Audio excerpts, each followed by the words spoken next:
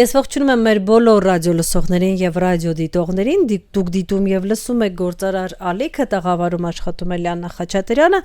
տվյալ.com կայքի հիմնադիր եւ տնտեսագետ Աղասիթ Թավադյանի հետ շարունակում ենք զրուցել կարեւոր թեմաների շուրջ։ Բարի ձեզ, պարոն Թավադյան, այսօր քննարկենք ֆինանսական անհավասարությունը, երբ ինձ մոտ ասում են ֆինանսական անհավասարություն, առաջին անազգանը, որ մտքից գալիս է դա Թոմա Պիկետին է, ով իր հայտնի այդ աշխատության մեջ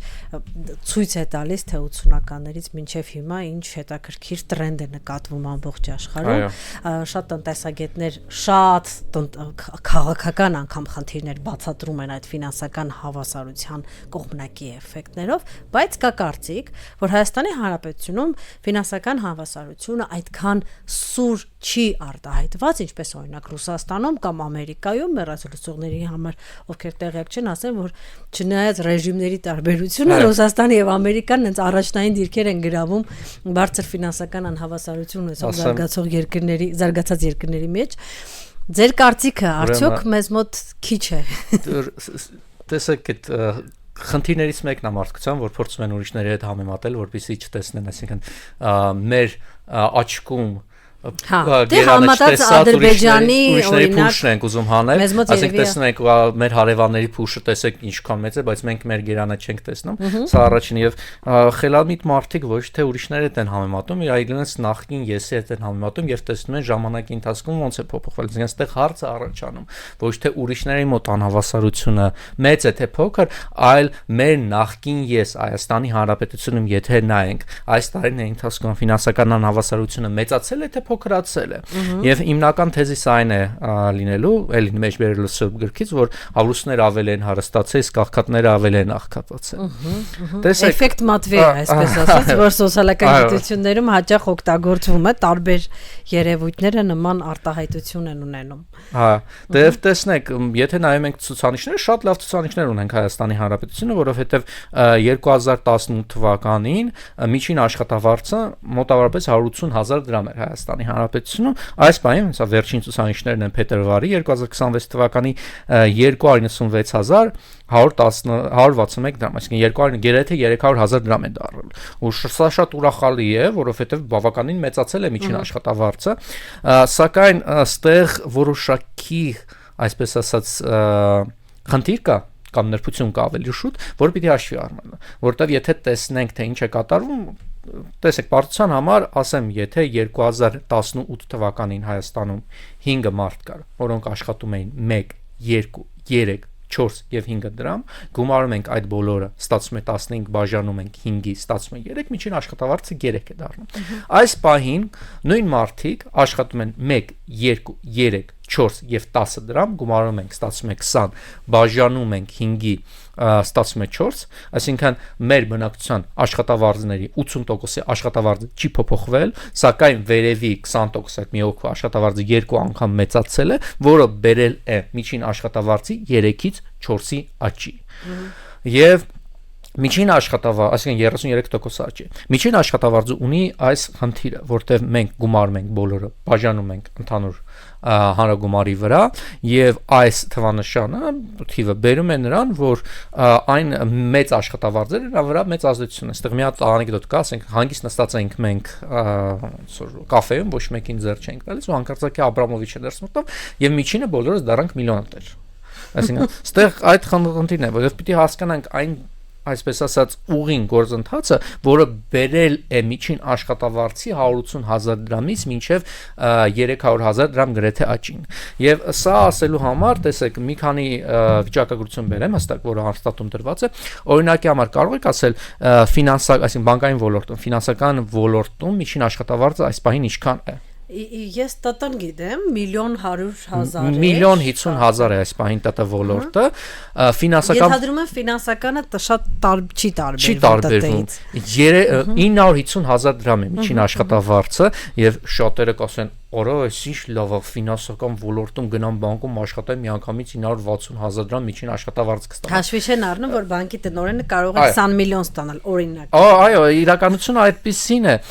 Ու նայեք, տեսեք, որ մենք այս թվերի մասին մենք խոսում ենք, սա կեղտոտ թվեր, այսինքն 300,000 դրամ այդ միջին աշխատավարձը, որ մենք մասին խոսում ենք, մաքուրով գալիս է 216,000 դրամ։ այդ 950,000 դրամը, որը ֆինանսական եւ ապահովական ոլորտ կամ բանկային ոլորտը ստանում է, սա 2018 թվականին կազմում էր 350,000 դրամ։ Եվ ինչ տեղի ունեցավ, հիմնականում ինչ տեղի ունեցավ, որ 2022 թվականից այս կողմ մեծ քանակությամբ փողեր եկան Հայաստանի Հանրապետություն եւ այդ հոսքերը դեռևս շարունակվում են եւ հիմնականում դրանք մտան բանկային ոլորտում։ 2022 թվականին, երբ որ մենք ունեցանք 12-ով 6% տնտեսական աճ, բանկային համակարգի զուտ շահույթը 3 անգամ աճեց գրեթե, 3 անգամ։ Այսինքն այնտեղ իսկ բանկային ոլորտում գրված է, որ ասենք այն մարդիկ, որոնք խորհրդի անդամ են, ուղիղ իրենց հավելավճարները կախված են շահույթի աճի հետ։ Այսինքն պարզապես ստացեք 22 թվականին մեծ քանակությամբ փող է նստած, դու բանկը մեծ բանկում խորհրդի անդամ ես ու հանկարծակի ոչ թե դառնում ես դոլարային միլիոնատեր, այլ միլիարդատեր, որովհետև բանը միլիոններ են գալիս Հայաստանը, միլիարդներ են գալիս, քեզ այդ միլիարդներից մի փոքր բաժին հասնում է։ Եվ սա բերես նրան, որ ասենք բանկային համակարգում այն մարդիկ, որոնք մինչև 1.5 միլիոն դրամ էին իրենց աշխատավարձում, ինչի, որովհետև մինչև 20-21 թիվը մեր մոտ եկամտահարկը աշճանային էր եւ այն մարդիկ, ովքեր 1.5 միլիոն դրամից ավել էին ստանում, ստիպված 38% հարկ էին տալիս եկամտահարկ եւ շատ մարդիկ իրանց 1.5 միլիոնից ավել չեն գրում, նույնիսկ այդ բաներում, եւ այլ ձևերով էին իրանց փող ստանում։ Հիմա դա չկա, մեծ քանակությամբ փող կա, համեհարթեցվում է, մարդիկ, ասենք, նպատակ չունեն իրանց եկամուտները թաքցնել, իրանց 10 միլիոն, 20 միլիոն, 2 միլիոն ավել դրամ գումար են տնում, դրան բերում է նրան, որ բանկային ոլորտում միջին աշխատավարձը այդքան մեծացել է ու զուտ այդ բանի ու նաև ընդհանուր աշխատավարձն է դարձել 300 միջին աշխատավարձն է դարձել 300,000 դրամ։ Վիճակագրության մեջ այս տարբերություններ կան միջինային։ Բարձրաբանական միջինը այսպիսի բաշխվածություններ շատ հաճախ չի օգտագործվում, շատ հաճախ օգտագործվում է միջնաթիվը կամ մեդիանը, որը հաշվարկում է թե ամենաբարձր եւ տեսեք, որը այն կետն է, որից 50% աշխատավարձերի վերև են ստանում, 50%-ը ներքև են ստանում։ Մեր Հայաստանի Հանրապետությունը չի տալիս այս թիվը, նախնշեմ։ Սակայն ես հաշվարկել եմ այդ թիվը իմ կայքում տվյալ.com wages հատվածում, որտեղ կա նաեւ աշխատավարձի հաշվիչը, հստակ բերում է թե այս պահին վերջին թվերով մեդիան աշխատավարձը, այսինքն միջին մարդու աշխատավարձը, որից 50%-ը վերև են, 50%-ը ներքև ինչքան է կազմում։ Եվ այս պահին Հայաստանի Հանրապետությունում այդ թիվը 221,800 դրամ է, որը եթե հարկերն ու տուրքերը հանենք, դառնում է 160,600 դրամ։ Այսինքն Հայաստանի Հանրապետությունում 800,000 մոտավորապես գրանցած աշխատողներից 50%-ը ստանում է 160,000-ից մաքուր ավելի բարձր աշխատավարձ, 50%-ը 160,000-ից ավելի ցածր աշխատավարձ։ Եվ եթե դուք ուզում եք տեսնեք, թե հստակ ձեր աշխատավարձը որտեղ է, ընդհանուր Հայաստանի Հանրապետության աշխատավարձի ցանկում, ես ունեմ այդ գործիքը, գրում եք այդ տվյալ.com wages հատվածում, գրում եք ձեր աշխատավարձը, հստակ տեսնում եք, թե որ դիրքում եք դուք, այսինքն քանի տոկոսն է ձեզանից ցածր ստանում, քանի տոկոսն է ձեզանից բարձր ստանում։ Եվ կարող եք, ասենք, բավականին ահավոր եւ հետաքրքիր գործիք է, եւ կարող եք նաեւ ձեր ինդուստրիան գրել, ոլորտը գրել եւ տեսնել կոնկրետ ձեր ոլորտում ինչքան աշխատավարձ եք ստանում։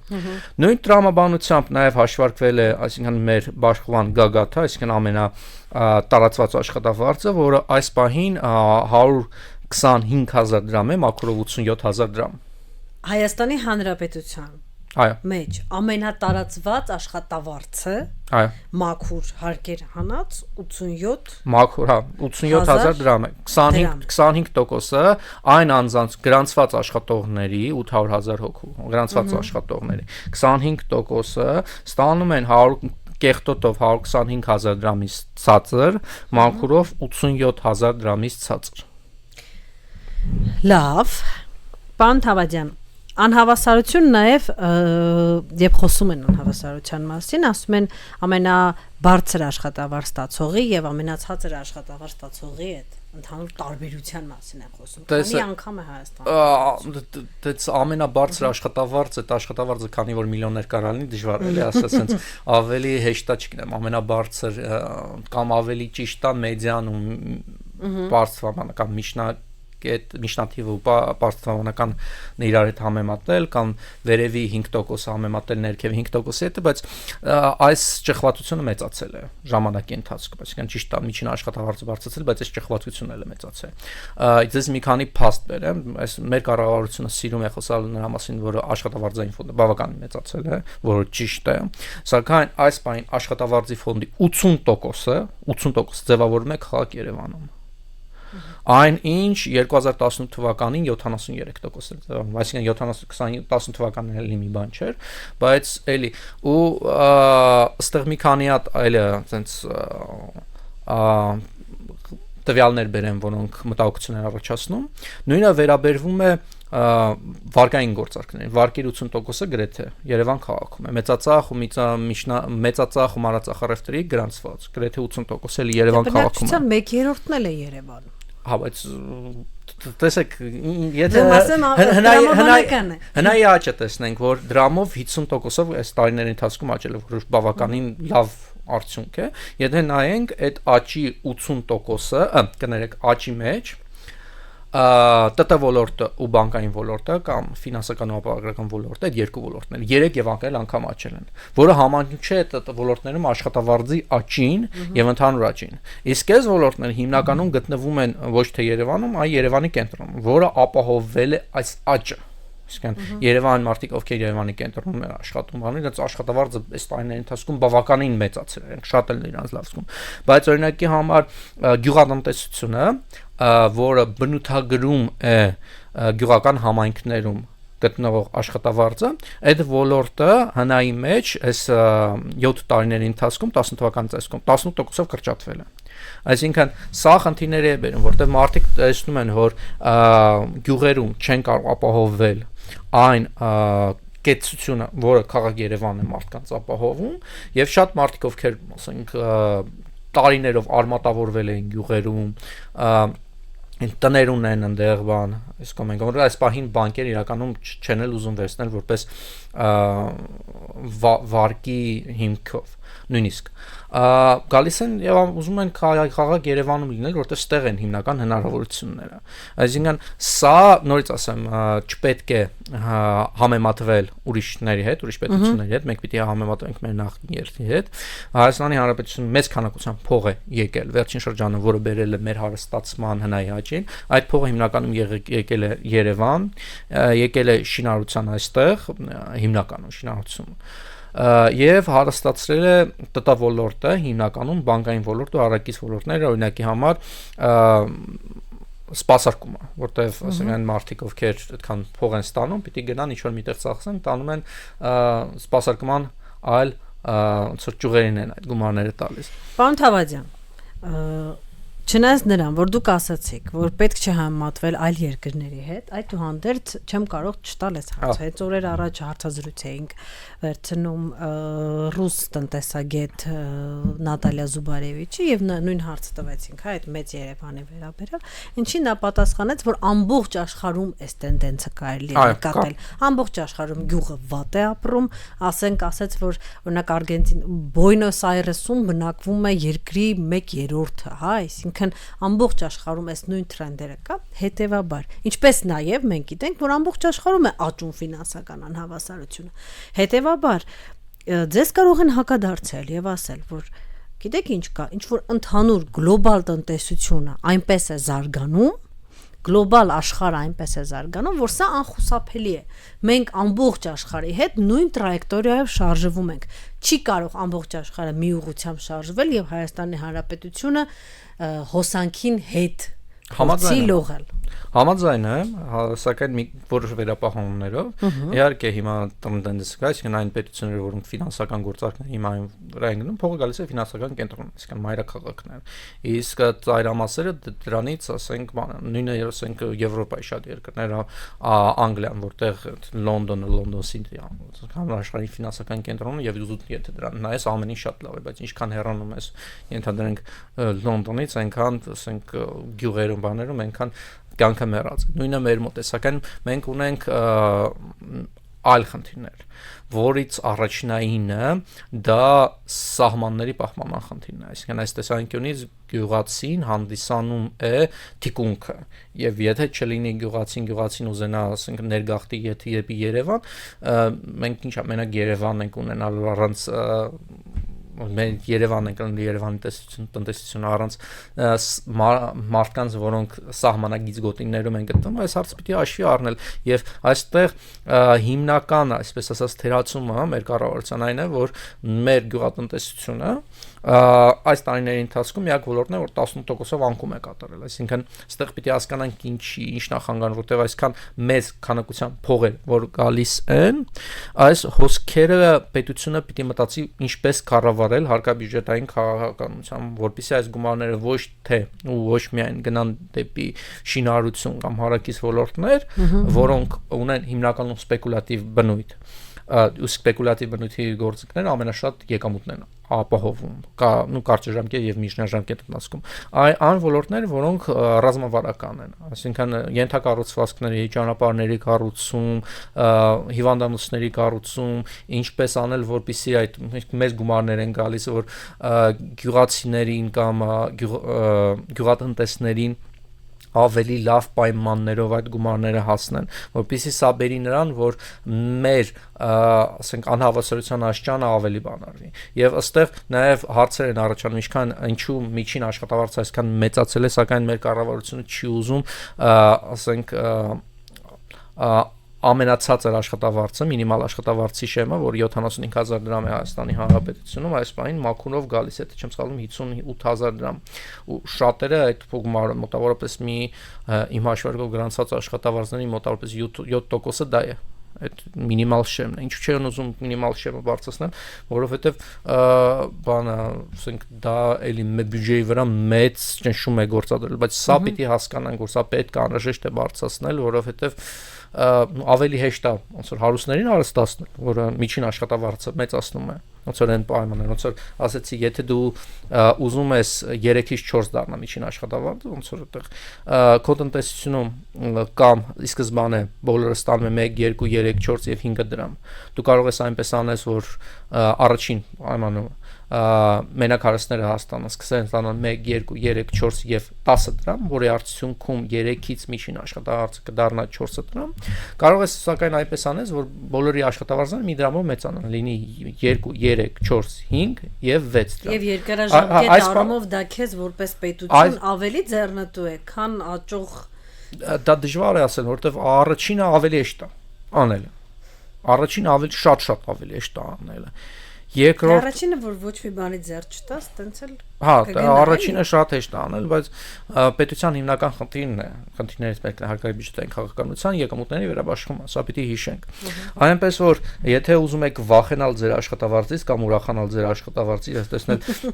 դա որտեղ է գտնվում Հայաստանի Հանրապետության ընդհանուր 800,000 գրանցած աշխատողների համակարգում։ Վախենակ մի հատ ոլորտը ճշտեք, կարող է եթե ոլորտը ճշտեք, սկսեք ուրախանալ, բարձվի որ կոնկրետ ձեր ոլորտում։ Այնպես որ ես իմ գործիքը սարքել եմ, որը ահավոր գործիք է, տվյալ.com wages հատվածում, որ եթե բացի աշխատավարձի հաշվիչից, գրեք աշխատավարձը, ցույց ցույց տալու, որտեղ եք դուք ընդհանուր համակարգում։ Նաև այդ ամեն ինչ կարող եք քաշել, կիսվել, տեսել տրենդը ժամանակի ընթացքում, այսինքն 18 թվականից աշխատավարձը ոնց է փոփոխվել տարբեր ոլորտներով, տարբեր պետական եւ ոչ պետական հաշվարկներով, ինչպես նաեւ տեսնել, եթե գնաճով ճշգրտեք, ապա ինչ արդյունք է ստանալ, որտեղ ոլորտներ կան, որտեղ եթե գնաճով ճշգրտենք ու տեսնենք իրական փոփոխությունը, աշխատավարձերը իրականում 18 թվականից չեն փոփոխվել։ Իսկ կան որ իջել են։ Ну, ես պիտի նայեմ, եկեք մտնենք իրար հետ Այս իմ կայքը, այստեղ դինամիկա ես հատվածը կնատնեմ, wages դինամիկա եւ ըստ ոլորտների իրական ճշգրտված գնաճով ճշգրտված աշխատավարձերն նայենք, տեսնենք գյուղատնտեսությունը։ Մի վարքյան։ Եկեք դինամիկա ճշգրտված ըստ ոլորտների գյուղատնտեսություն առաջինը։ Գյուղատնտեսությունում աճ են ճշգրտված աշխատավարձերը, հետաքրքիր է, Так, արդյունաբերությունը այն ոլորտներից է, որտեղ միանշանակ չէ, այսինքն եթե մենք նայենք գրեթե նույն վիճակն է, այսինքն ժամանակի ընթացքում շատ փոփոխություններ չի ունեցել։ Մինիմալ աշխատավարձը գնահատված 2023 թվականն է եղել եւ ամենավատ վիճակը, սակայն ժամանակի ընթացքում լավացել է, բայց նույն վիճակն է, մեծ փոփոխություն չկա։ Մշակող արդյունաբերություն վիճակը համեմատաբար լավ է, էլեկտրաէներգիա 18 թվականի տեսքում այն մարդիկ, ովքեր էլեկտրաէներգիայում են, այսինքն էլեկտրաէներգիայի գազի գորոշույի ոլորտում են աշխատավարձի փոփոխություն չեն զգացի, նույնպես են ապրում եւ սա վերաբերում է այն ոլորտներին, հիմնականը եթե ուշադրություն դարձնեք, շինարարություն հիմնական մեծ աճը, որ իրականում մարդիկ լավ են ապրում, ասենք 2-3 անգամ ավելի լավ են ապրում, քան երբևէ, դա ՏՏ ոլորտն է եւ երկրորդը ֆինանսական եւ վաճառական կամ բանկային ոլորտը։ Fintech-ը, այսպես ասած։ Fintech-ը, որտեղ տարիների ընթացքում ամենաշատ կապիտալ ներդրումներն են եկել։ Շատ լավ, շատ շնորհակալություն։ Ես մեր բոլոր ռադիոլսողներին եւ ռադիոդիտողներին կոչ եմ անում չհավատալ պարզապես հրապարակված թվերին, ճշգրտեք տվյալ կետկոմ կայքի օգնությամբ ձեր իրական աշխատավարձը, ճշգրտեք ձեր ֆինանսական բուրգում ձեր իրական դերը եւ այդ դեպքում արդեն կկարողանանք տեսնել իրական պատկերը Հայաստանի Հանրապետությունում ֆինանսական բաշխվածության, անհավասարության եւ կարող ենք արդեն հստակ մտածել թե ինչ կարելի անել դրա հետ։ Շատ շնորհակալություն մեր տաղավարում եւս մեկ անգամ հյուրընկալել ենք տնտեսագետ տվյալ կետկոմ կայքի հիմնադիր Աղացի Թավադյանին։